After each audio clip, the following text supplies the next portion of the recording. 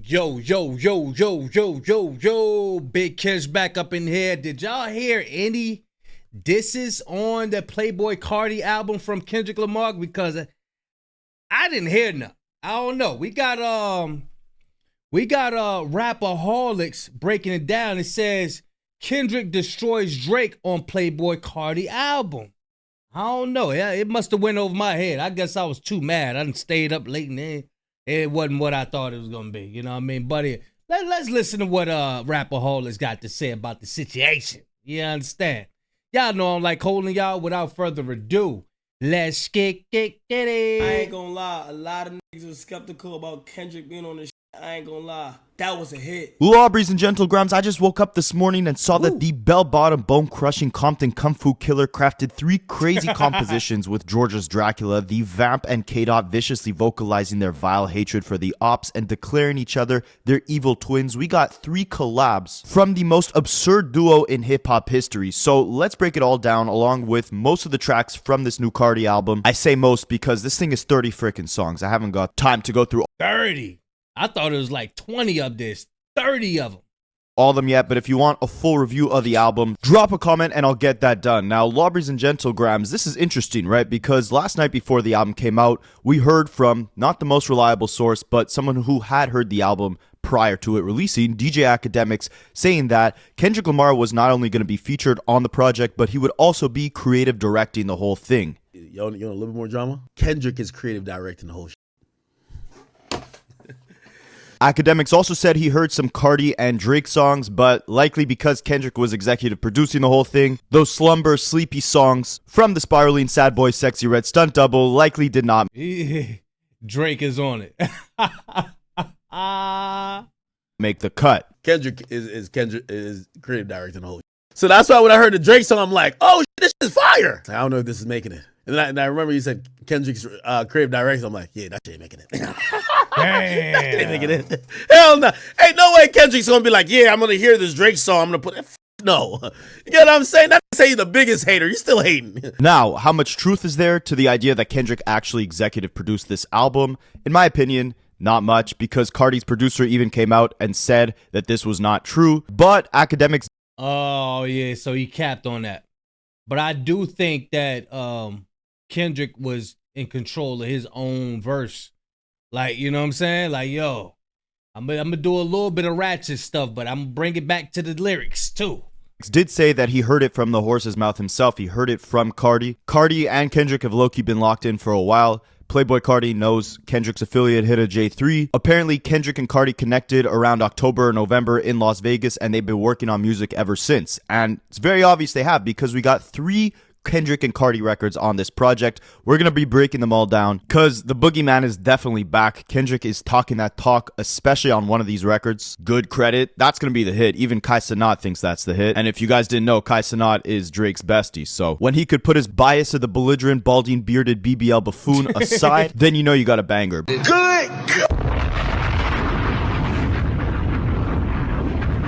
I ain't gonna lie, a lot of niggas was skeptical about Kendrick being on this shit. I ain't gonna lie, that was a hit. But before we touch on that song, damn, did he stay up all night? Ah, man, and the rest of the album, I just want to take a moment to comment on the actual rollout for this album. This has been one of the worst, but simultaneously one of the best rollouts we've ever seen in hip-hop history for a project. Think about it, right? I believe he announced this thing back in like 2022. So this is now going on to 3 years of talking about this one album. And I feel like the whole time it was up in the air on what the title would be, what the album cover would be, if the album would even drop. Everything was an absolute confusion for years, right? He started off 2024 saying that, you know, this was the year of 2024 music. No one knew if that's what the album would be called, but so he really be on like a vampire like thing. That's his whole thing, a vampire. Okay, I'm starting to learn as I go. You know what I mean? That's how. But let's get it, y'all. We did get a lot of music in 2024, a lot of singles to be specific. He kept dropping singles every couple months with music videos, always at the same gas station. It seemed like that was the rollout, but 2024 ended and 2024 music, the album, never came. So now we're in 2025. Does it become 2025 music? Apparently not. He went with the title I Am Music. That's actually a reference to an old Lil Wayne slogan. Lil Wayne has the words I Am Music tatted on his forehead. and he went on a tour in 2009 called I Am Music. And Carti even has a song on this project called Like Wheezy. And this whole thing kind of feels scattered like a Lil Wayne mixtape in a sense. Don't get me wrong, Wheezy mixtapes are leagues beyond this, in my opinion, but this is also not my generation of music, or my type of music at the very least. But off first listen, I don't mind this album, so we'll break down the whole thing. First, let's dive into the 3 Kendrick tracks. So first of all, if you want to know to what extent did Kendrick have a hand in the creative direction of this project, I obviously can't speak on, things we don't know, like, was he responsible for the sequencing, the order of the track list, the different feature selection, the producers, but I would say this, if Kendrick really did have a big role in executive producing this project, I don't think it would be, this bloated, 30 songs. I think the subject matter might vary a little. I think the... Yeah, he hit it right there. He hit it right there. I think the subject matter would be different. Yeah. I think if Kendrick really had like control over it, control, I don't think he would have just let him just be talking about, I get the highest. I get high and, I smashed this foreign chick and all of my diamonds is, you know what I'm saying? It's going to be some substance up in there somewhere. You know what I'm saying? If Kendrick had, more control over it, as the Hennessy man said. But we know that that's cap. You know what I mean? But as far as, Kendrick verse, I think that was his. Yeah, I think that was all him. Like, I don't think nobody was like, hey, Kendrick, say it like this. Could you just talk about this? We don't want you talking about any of the others. We just want you to talk. I think Dot was like, yeah, okay, all this my slot right here, because they leave a slot blank. You know what I'm saying? But every part they want their feature to be on. Songs wouldn't be as repetitive. This is definitely a Carti album. Like, this isn't Carti produced by Kendrick Lamar. You have the classic Carti features, Thug, Travis, Future, Uzi, The Weeknd, etc. Off of first listen, like, hey, can't really... I was listening to Young Thug part, boy. Young Thug sound like a saint on that motherfucker. They got Young Thug sounding like a saint on that motherfucker. Yeah. Young Thug was on his best behavior on that joint. He said, Hey, man, his voice was clear. You know what I mean? Yeah. They got Young Thug on his best behavior on that joint. Really feel Kendrick's influence on this project, aside from the 3 songs he's on. And even those, what I really like about them is that it doesn't sound like Kendrick's, compromising his sound by any means, but it definitely doesn't sound like Carti is entering into Kendrick's world. This sounds like Kendrick entering into Carti's world. Like, even the Ty Dolla $ign song, the Weeknd song, those are more like R&B cuts. Those sound like Playboi Carti kind of, stripping back. But Dot be talking that on the GNX too. Look at the Pickable. Look at the 762s and make them plain. Pickable. You know what I mean? That hey, that's my bitch. Hey, that's my bitch. Go ahead with all that fake shit. Yeah, he talking that ignorant stuff on there too. But what is it? Pickable. Couple tracks. All them Kendrick tracks ain't Luther. Ain't got that Luther, that man at the guard and that reincarnated vibe to it. Nah, yeah, there's some joints up there that's, he talking that shit.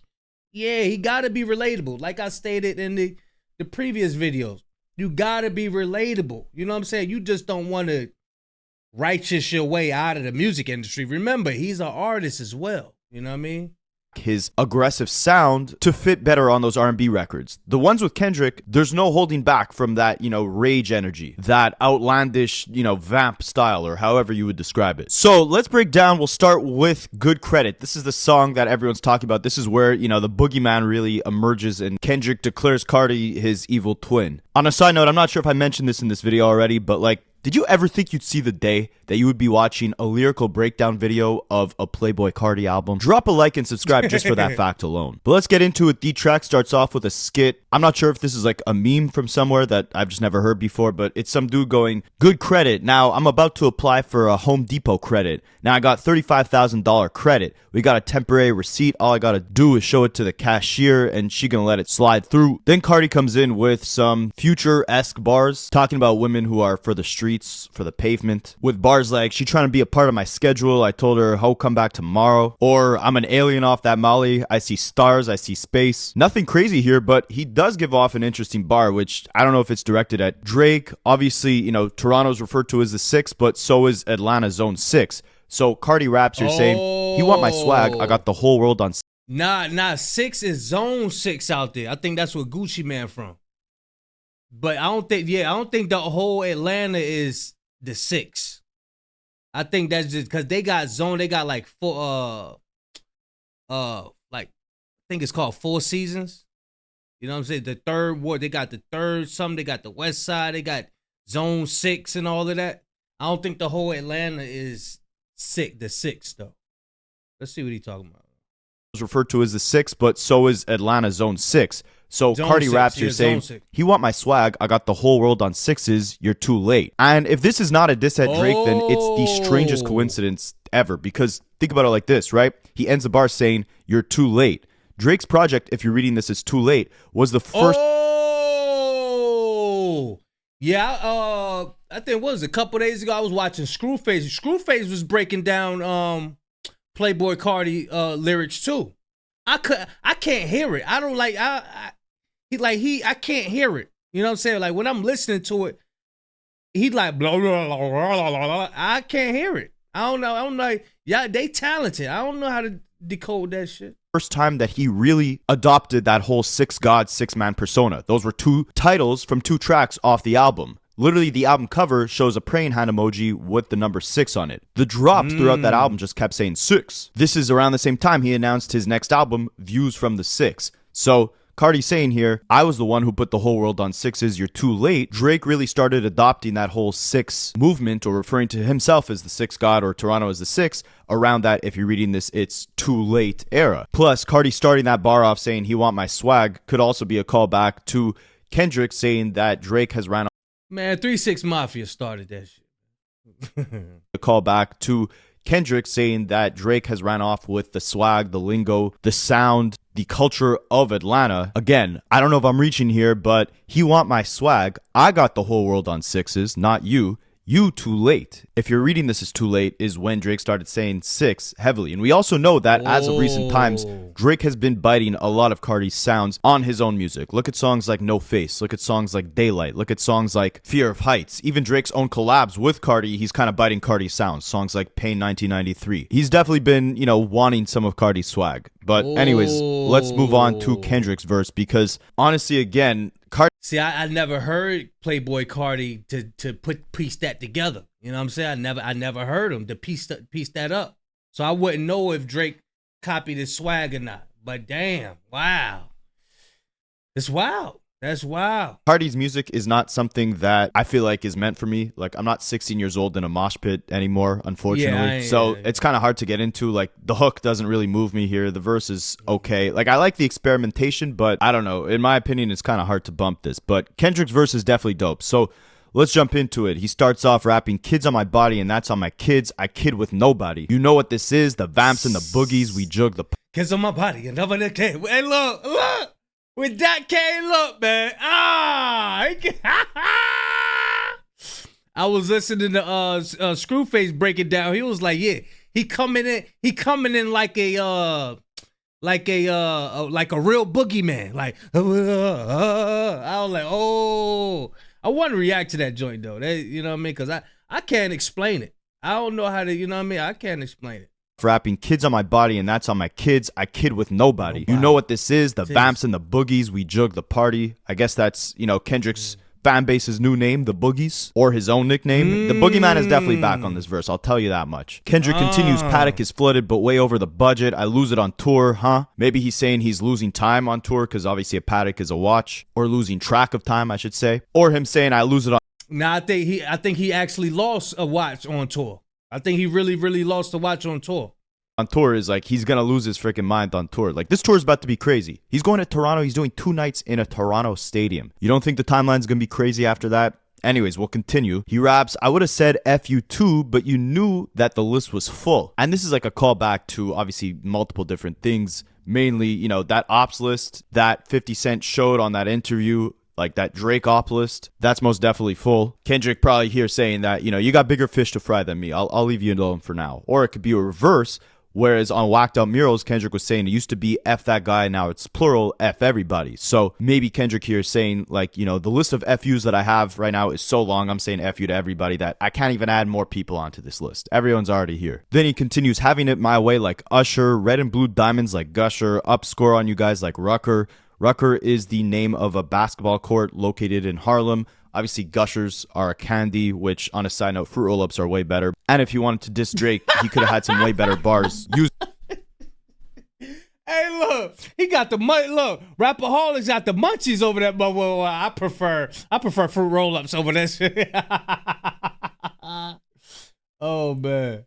Gushers are a candy, which, on a side note, fruit roll-ups are way better. And if he wanted to diss Drake, he could have had some way better bars using fruit roll-up, the better candy, over Gusher. He could have said, roll up that fruit like a candy. I'm talking about the sexy red stunt double, the son of Sandy. But let's keep going. I guess Kendrick doesn't need a ghostwriter. He continues, I'm sore because I got it off the muscle dog. Fra, slide. It's kind of hard to, read off these ad-libs like they're real lyrics. But he continues, drop, die, kill, watch. And he does this in the same tone Drake uses on Family Matters, where he says drop on the hook. Definitely a reference back to that. Yeah. Again, Kendrick continues, Eliante go big, white gold link fall off the belly, the emerald cuff for his and hers, that B word on point like ASAP Relly. ASAP Relly is the childhood friend of ASAP Rocky, who recently tried snitching on Rocky for allegedly waving a firearm in his face, and obviously he was on the stand snitching, pointing directly to Rocky, but thankfully Rocky got off. And Kendrick is obviously using a play on words here, saying,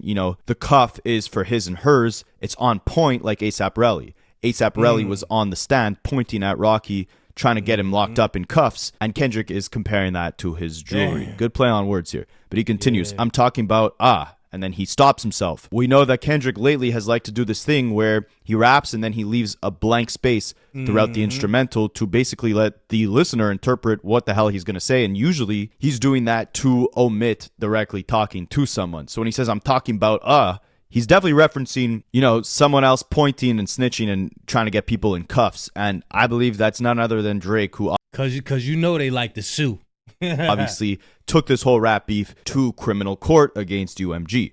But Kendrick continues, the numbers is nothing, the money is nothing, I really been him, I promise. And this is a callback to Drake's song Push Ups, where he says that, he has the numbers and the money over Kendrick. He says, numbers-wise, I'm out of here, you're not creeping up. Money-wise, I'm out of here, you're not sneaking up. Kendrick is saying the numbers is nothing, money is nothing, I've been him no matter what. But that could also be a reference to the fact that ever since this beef ended, Kendrick has been the one at the top of the charts, which has marked a very big shift in the tides from what we saw before this beef. Obviously, Drake was always the numbers guy. Kendrick has most definitely been creeping up ever since this beef ended, but here he's emphasizing, like, the numbers don't mean nothing to me. The money either. I'd rather trade that for my peace and my sanity. He continues saying, say Kenny, been heavy out west. I carry the weight. I'm Luka Doncic. And I don't keep up with ball too much, but obviously Luka has been making headlines. Yeah, I had to look that one up. I don't watch basketball. Luka Doncic, oh, man.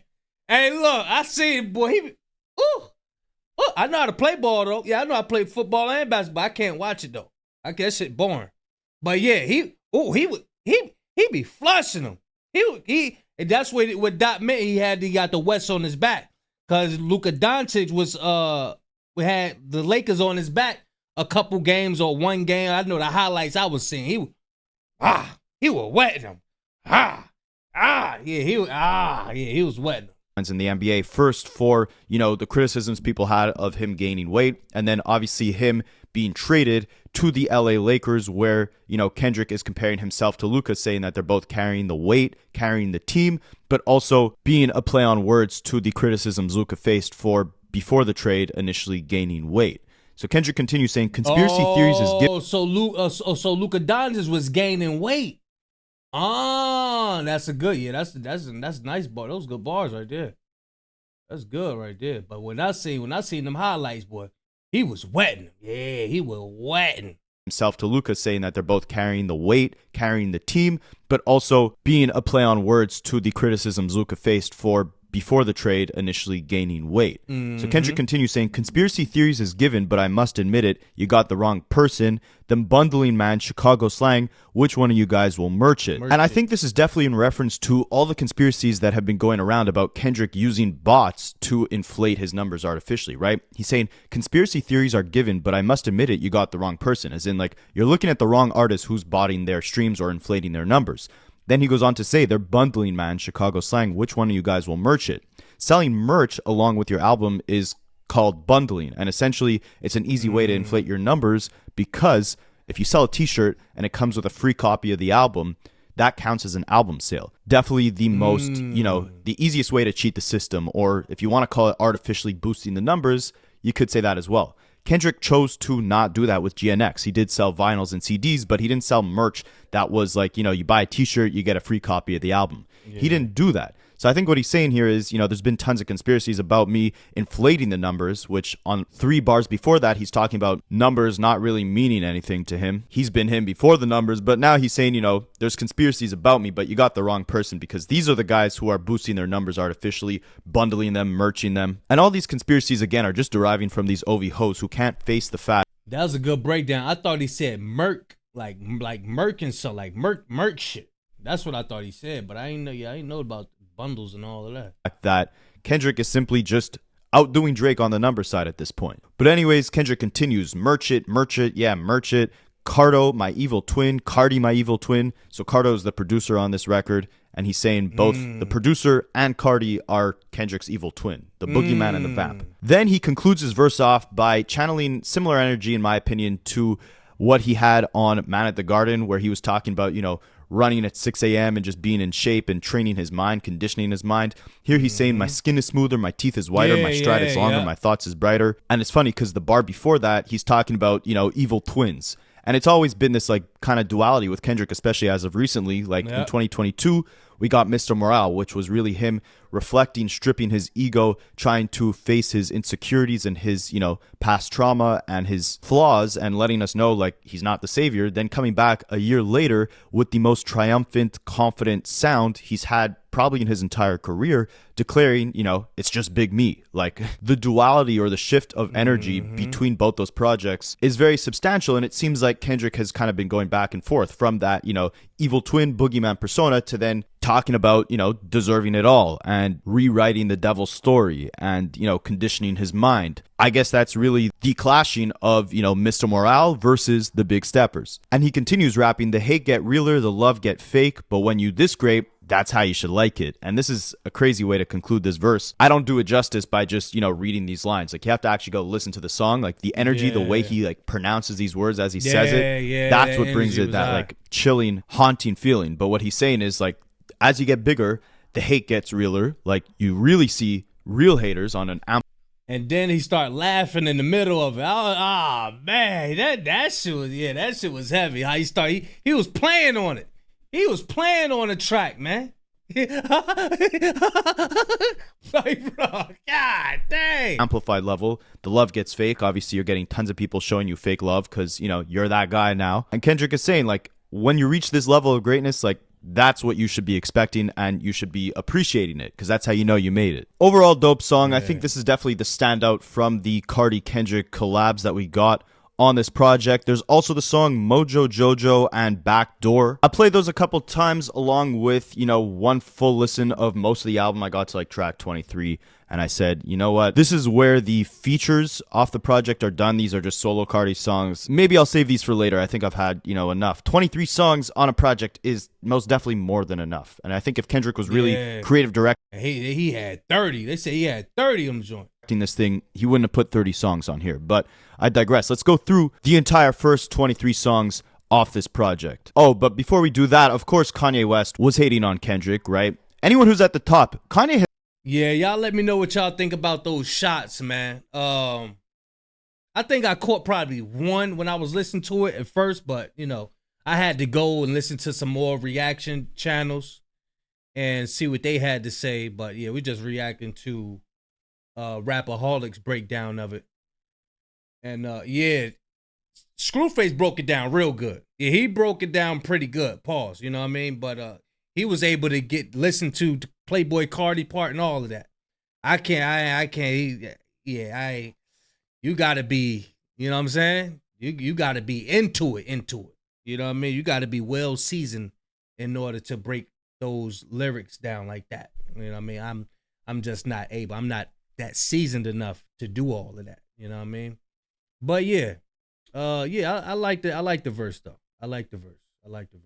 Y'all let me know what y'all think about the disses towards Drake and the Playboi Carti. Is there anything that Rapaholics missed?